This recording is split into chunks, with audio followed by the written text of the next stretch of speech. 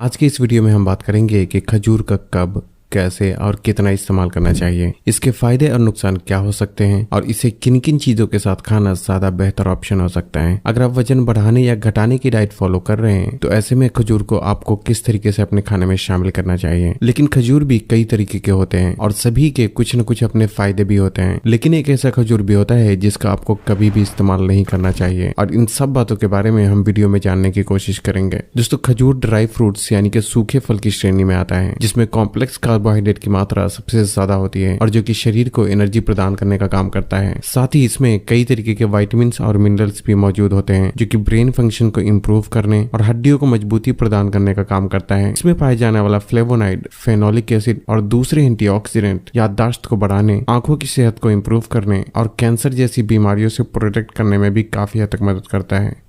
इसका कब और कैसे इस्तेमाल करना चाहिए। वैसे तो खजूर का कभी भी इस्तेमाल किया जा सकता है, लेकिन पूरे दिन में 3 वक्त ऐसा होता है जब खजूर का इस्तेमाल करना ज्यादा बेहतर ऑप्शन हो सकता है। एक तो सुबह खाली पेट, दूसरा नाश्ते के बाद और दोपहर के खाने से पहले जो 11 से 12 बजे का वक्त होता है उस वक्त भी खजूर का इस्तेमाल किया जा सकता है, और तीसरा शाम के 4 से 5 बजे के वक्त भी भूख लगने पर खजूर को स्नैक्स के रूप में इस्तेमाल किया जा सकता है। इतना ही नहीं, अगर आप एक्सरसाइज करते हैं तो इसे प्री और पोस्ट वर्कआउट मील के रूप में एक यानी अंडे की सफेदी के साथ इस्तेमाल किया जा सकता है, क्योंकि इस तरह से खाने से शरीर को कार्बोहाइड्रेट और प्रोटीन दोनों मिल जाते हैं। इसके अलावा खजूर का चीनी की जगह भी इस्तेमाल किया जा सकता है, क्योंकि ये चीनी की तरह मीठा होने के साथ साथ सेहत के लिए भी बहुत ही फायदेमंद होता है। खजूर से बनी चीनी ऑनलाइन भी खरीदा जा सकता है, लेकिन उसकी क्वालिटी अक्सर ही अच्छी नहीं होती, इसलिए मैं रिकमेंड करना चाहूंगा कि आप इसे अपने घर पर ही बनाएं। इसके लिए बस आपको इतना करना है कि खजूर को अच्छी तरीके से धूप में सुखा लें और फिर मिक्सर में डालकर पीस लें, जिससे कि ये बारीक दाने में तब्दील हो जाएगा और फिर आप जहां चाहें इसे चीनी के जगह पर इस्तेमाल कर सकते हैं। यकीन माने, इसे आप जहां भी इस्तेमाल करेंगे ये उसके टेस्ट को काफी हद तक इम्प्रूव कर देगा। खजूर से बनी चीनी आप किस तरीके से बना सकते हैं उस बारे में आपको यूट्यूब पे भी बहुत सारी वीडियो मिल जाएगी।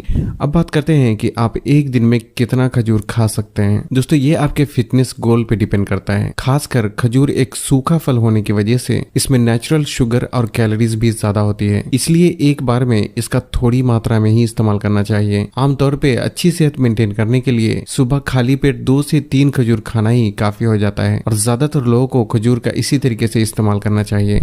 अब बात करते हैं कि अगर आप वजन बढ़ाने या घटाने की डाइट फॉलो कर रहे हैं तो ऐसे में खजूर को आपको किस तरीके से अपने खाने में शामिल करना चाहिए। खजूर हाई कैलोरी फूड होने की वजह से ये वजन घटाने में कोई खास रोल प्ले नहीं करता। हालांकि अगर आप वजन घटाने की डाइट फॉलो कर रहे हैं तब खजूर को एक हेल्दी फूड के तौर पर 2 से 4 पीस आप एक दिन में इस्तेमाल कर सकते हैं, लेकिन ज्यादा मात्रा में आपको इसका इस्तेमाल नहीं करना चाहिए, नहीं तो वजन घटने के बजाय बढ़ सकता है। लेकिन अगर आप हेवी वर्कआउट करते हैं और वजन बढ़ाना चाहते हैं तो 5 से 6 खजूर का किसी प्रोटीन फूड के साथ दोपहर और शाम के वक्त खाए जाने वाले हल्के नाश्ते के रूप में भी इस्तेमाल किया जा सकता है। हालांकि वजन का बढ़ना और घटना दोनों ही पूरे दिन खाए जाने वाले खाने पे ज्यादा डिपेंड करता है। कौन सा खजूर नहीं खाना चाहिए। दोस्तों, खजूर कई तरीके के होते हैं जिनमें से ज्यादातर शरीर के लिए फायदेमंद होता है, लेकिन एक खजूर ऐसा भी होता है जो यूं तो अंदर से बहुत ही सख्त लेकिन बाहर से चिपचिपा और रस से भरा हुआ होता है, मानो ये खजूर नहीं गुलाब जामुन हो। इस खजूर को चीनी से बने केमाम में डुबोकर निकाला गया होता है और जिसकी वजह से बाहर से ये इतना रसीला दिखता है। ये खजूर बहुत ही कम कीमत पे हर जगह आसानी से मिल जाता है, लेकिन इस तरह का खजूर का लगातार इस्तेमाल करने से ये फायदे के बजाय शरीर को नुकसान पहुंचा सकता है। इसलिए खजूर चाहे आप किसी भी टाइप का क्यों ना खरीदें, एक बात का हमेशा ख्याल रखें कि वो बाहर से चिपचिपा और रसीला बिल्कुल भी ना हो, क्योंकि कुदरत ने दुनिया में जितनी भी खाने की चीजों को बनाया है उसके अंदर रस होता है, बाहर नहीं। बाहर रस वाली चीज तो इंसानी दिमाग की पैदाइश होती है।